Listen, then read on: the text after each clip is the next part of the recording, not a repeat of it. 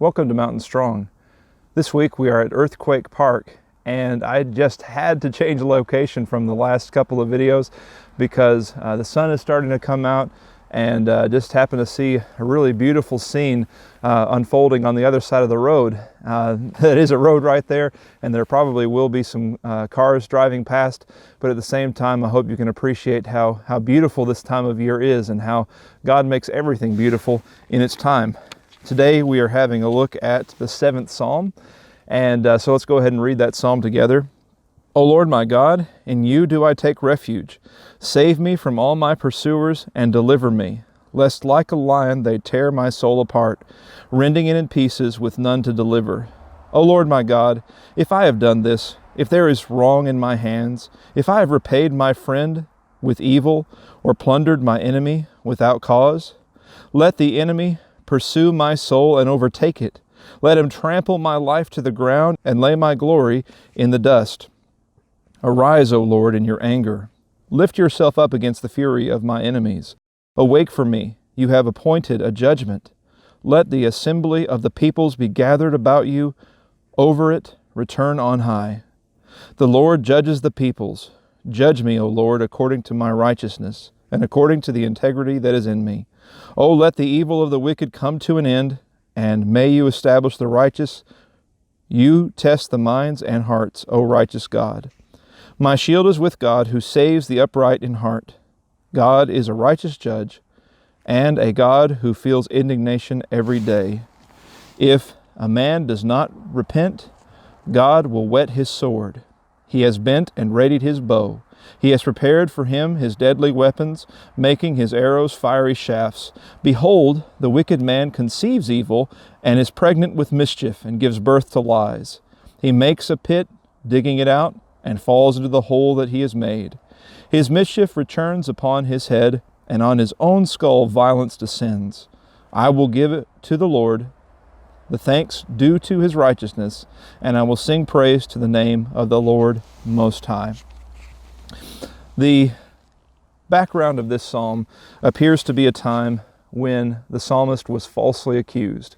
As you reflect upon the introduction to the psalm, the heading, which of course again is uninspired, you see a couple of things that might be helpful. Shiggaion, a word that is not translated, but a word that translators seem to think means something like to reel or to go astray. Maybe the reason they don't translate it is because they are fearful of it being taken a wrong way. They're not sure if it's describing an occasion where the psalmist reeled or went astray, or if it's describing some kind of poetical style, or if it's describing some kind of musical style, because again, remember the Psalms were sung. So it describes a time in which maybe the psalmist reeled or went astray. Maybe it's describing then a time in which the psalmist was beginning to believe the accusations that were leveled against him. Or maybe when he was beginning to believe that justice simply was never going to be served and he might as well give up. As you look at the second note given by the heading, you see, which he sang to the Lord concerning the words of Cush, a Benjamite. Now, we don't have any exchange between the psalmist David and anyone named Cush, but we do have exchanges between him and two descendants of Kish. And remember, the headings being uninspired were probably not as carefully preserved as others. Perhaps it could be that Kish is Cush, and that he's describing one of the times in which he was mistreated by the household of Saul's family. Remember, Saul was a descendant of Kish. So is it when Saul was pursuing him as though he were an enemy of God's people? Or is it perhaps 2 Samuel 16 that's in view, where Shimei actually levels railing accusations against David? I don't know if it's either of those, or even if this psalm was indeed written by David. But what I do know is that it's describing someone who's falsely accused. You think about those real elements and you realize that God's people have been falsely accused on a number of occasions. David being a good example of that. So what do you do when you're falsely accused? Do you believe the accusation? Sometimes if people say things about you long enough, you begin to believe them and you begin to actually manifest the behavior that you're expected to manifest. Do you give up on justice altogether. You say that I might as well not be on the side of God because it will never be shown that I am doing what's right?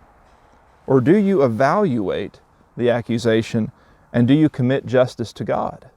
Well, that's ultimately what the psalmist decides to do. Notice how in verses 1 and 2 he goes to God. He says that he takes refuge in God, and he says to God, "Save me from my pursuers." He's fearful. He realizes that these accusations could very well take his life, and if he's using simply poetic language there, they're destructive to his soul. Having gone to God, he then evaluates what people are saying about him and realizes that what they are saying is not true. And so he commits to the justice process. He says in verses 3 through 5, if I've done anything wrong, then I deserve what's coming to me. And notice how in verse 5 you find that term Selah. He pauses for a moment. After having evaluated what people are saying about him and saying what they're saying is not true, he says, I'll commit to being punished if I've actually done any wrong. And then he pauses and he realizes, I haven't done wrong, and that God is just, and that God is the judge. And so in verses 6 through 11, he affirms God as judge. And it's important that we do that. It's important that we realize when people say bad things about us, that they are not the judge of our soul. We don't need to bend to their whims. We don't need to identify with what they're saying if it's not true. We don't need to give up on the process of justice simply because people are saying things about us. We need to realize that God is judge and He is the only one that matters. And so He affirms in verses 6 through 11 that it is God who is going to arise up. That is God who is going to reign over the assembly and judge the peoples, he says in verse 8. It is God who will bring the wicked to an end, and it is God who will establish the righteous, he says in verse 9. And so he says then in verses 10 and 11 that my shield is with God, who saves the upright in heart.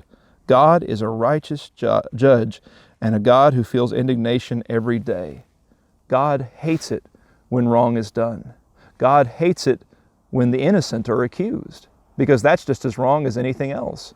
And when you're thinking about God's commandments or His instructions, think very carefully about protecting your integrity before you make an accusation against someone else. Notice how after affirming God as judge in verses 12 through 16, he affirms God's right to judge and then actually stands in agreement with God as judge. And so he says in verse 12, if someone doesn't repent, God has every right to draw his sword and to bend his bow. He has every right to prepare his weapons. The wicked man, verse 14, conceives evil, is pregnant with mischief, gives birth to lies. What a picture that is, by the way. But notice what the wicked person does. He makes a pit, he digs it out, he falls into the hole. The wicked get what's coming to them. They've built their own trap. It's their fault. So the psalmist, notice how the psalm begins.